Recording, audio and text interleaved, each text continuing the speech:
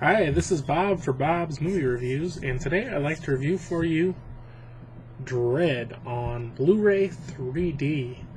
If you're curious and you'd like to check it out, I did do an unboxing for this. I'll be sure to leave the link in the description, or there will also be an annotation at the beginning and end of this video. Here's Dredd. The guy kind of looks ridiculous. I can't even remember who it is that plays Dredd. It's Karl Urban, and I'm not even sure who that is. Like, if I see him, maybe I'll know. He's in Star Trek. I don't really know this guy very well, but he played Dredd, and if you don't know, Dredd is based off like I don't know if it's a comic book or a graphic novel series, something like that.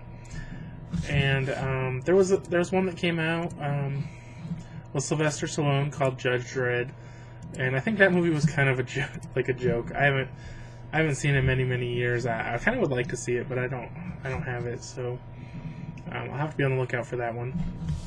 But this takes place, I'm not sure if they say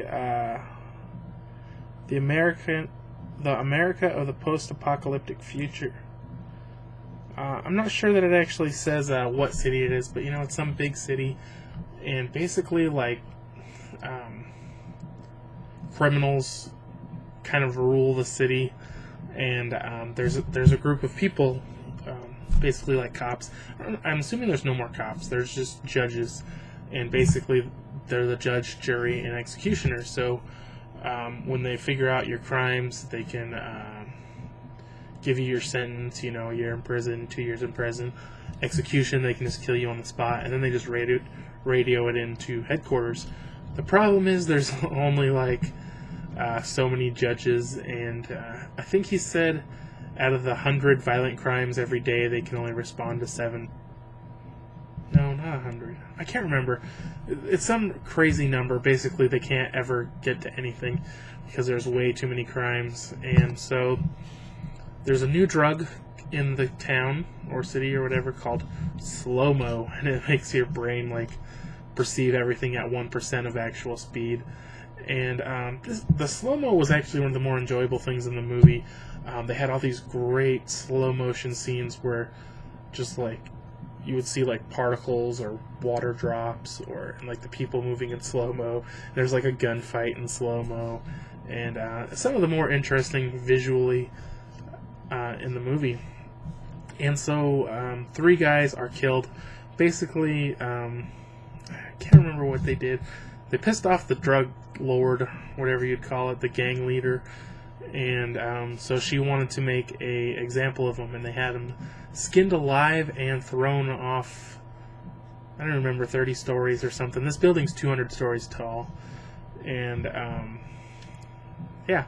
So there's a new rookie judge who is only a judge because she is also psychic, and it's Dredd's job to bring her out and evaluate her, and they decide to go to respond to this triple homicide.